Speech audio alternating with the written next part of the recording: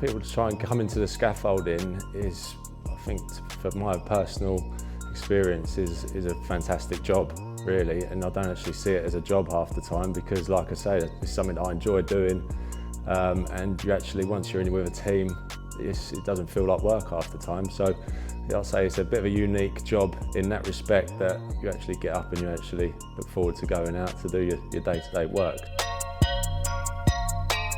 It's like I say, the weather comes in, but I think that's if you're that sort of type of person where you enjoy working hard and the weather doesn't really play a factor. And I've always said I enjoy the winter more than the summer because obviously it's a physical job and you sort of warm up within sort of an hour, and with the summer you can't cool down. So I've always preferred the winter for this sort of job rather over the summer. So obviously when I come on the company 5 years ago, there was a structure in place where you was a scaffolder, but then there was a next step up to be the black hat, which would be the leader of the gang, sort of like the on-site foreman. Obviously that was something that I always wanted to push myself towards. So having that sort of target in the company, it actually spurs you on to try and push yourself to that sort of next level, and have your own gang and lead your own jobs. So black hat would be the sort of team leader on the job. It'll be my responsibility to make sure everyone is doing what they need to be doing safely as well. That's obviously the main priority, that we sort of go to work, we work safely, and we get the job done correctly and efficiently. So that would be sort of my lead role into making sure that all happens. In the sort of 12 years that I've been in the industry, I'd probably say especially over the last sort of 5-6 years, there's been a massive push with the health and safety side of things, and also the background stuff that goes on to assure that everyone's safe at work. Was, like I say, wasn't nothing major sort of 10-12 years ago in certain aspects, whereas now everything down to just as simple as your company RAMs and your risk assessments, everyone knows what they have to do and how to do it safely. So that's the main thing that I've actually noticed, that everyone from sort of just coming in new to the game to being an advanced scaffolder, everyone now is on the same page of how to work safely. Being a black hat and with a bit of experience, Embassy are always good to hear your side of how you think you can do something safer, and they'll always take it on board. So obviously it works two ways. They can sort of tell you how to do something, but if you feel like something could be done better, then you've always got their people in the office that you can speak to, and everyone takes everything on board. So yes, it's good. Yes, like as a career and the progression, obviously we all go to work to be involved with a team, and that's what we do on Embassy.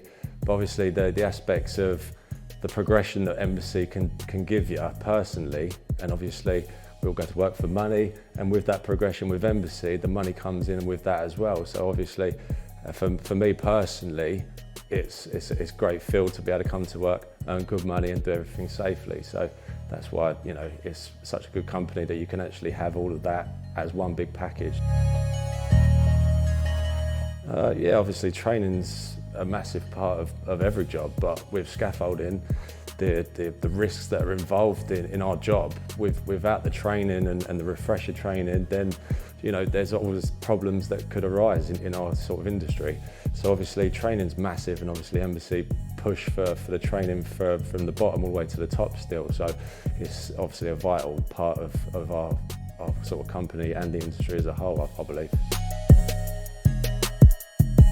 There's obviously certain jobs in scaffolding. Obviously there's a great variety of different scaffolds that you build, but on a day-to-day basis, obviously everything has to be, you look at a job, and if you've done it 1,000 times, there can still be something that's a little bit different. So if there's a little element of different risk to jobs, obviously every day is going to be different.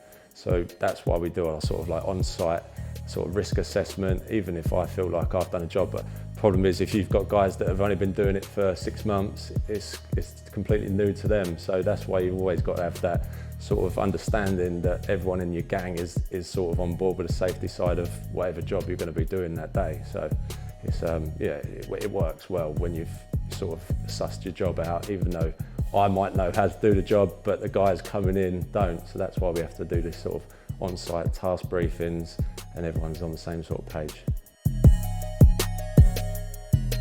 When it comes to the training in the yard, obviously with Seb, our health and safety manager, he will go through everything to do with on-site safety within the industry. But when it comes to on-site, that's where I believe my role would then take over and show the guys, obviously, when you're actually working, how to do things. Always try to look for the easiest and the safest way to do things, and that obviously benefits job productivity and obviously everyone's well-being. So there's obviously good scaffolders, bad scaffolders, people that can't quite do things the way that it should be done. But I think if you can get to that training and bring that out to the guys and have a sort of responsible sort of lead on the job, then obviously that's going to create a lot a better day and a career for the younger lads coming through as well. Yeah, like I say, I work on the tools every day because, like I say, I'm still young enough to still do it at the minute. But like I say, there's certain jobs where I might have to just pull away and go through with the site team and go through everyday health and safety and sort of leave my sort of tools to one side.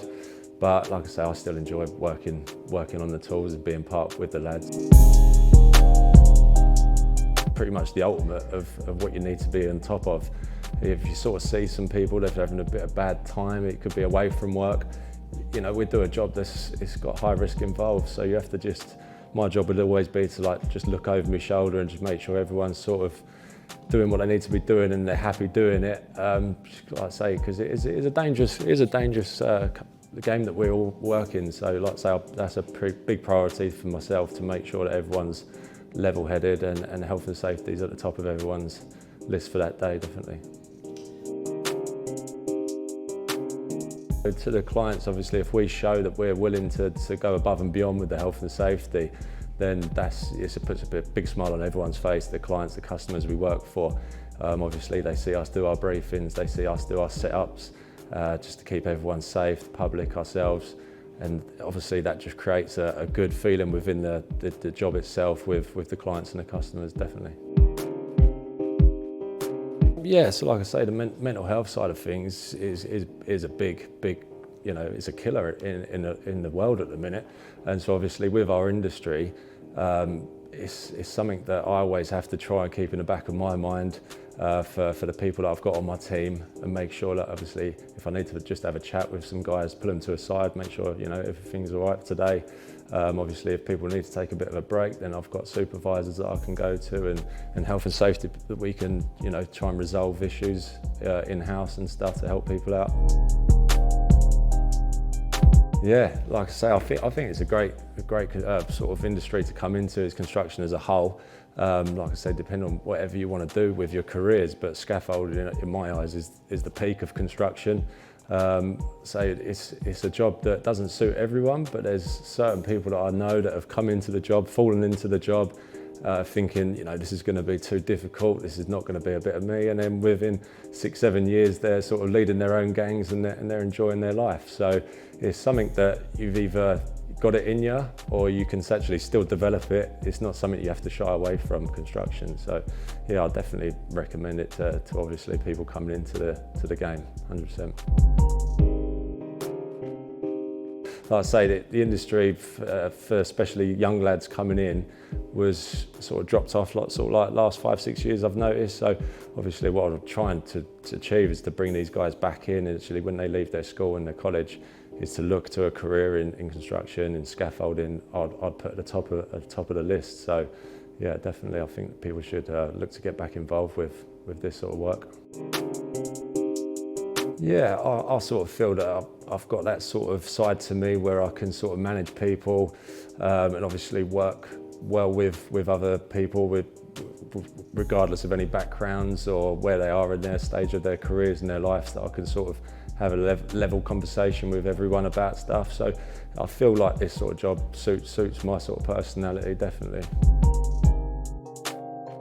I always pride myself and my jobs on when you walk away and you stand there and you can just look at it and you can just be happy in what you've achieved, instead of quickly getting in the van and driving off because you've done it quick and but that's personal for me. Is I like to look back at the job and think, we've built that, And it's the horrible thing about scaffolding, there's no end product, you put it up and you take it down. So, but I always think to myself, if I put a nice job up, then I can walk away and I can go home and I can show my family and bore my wife with the photos of my everyday life. But yes, it's personal to me that I like to walk away from a nice, neat scaffold.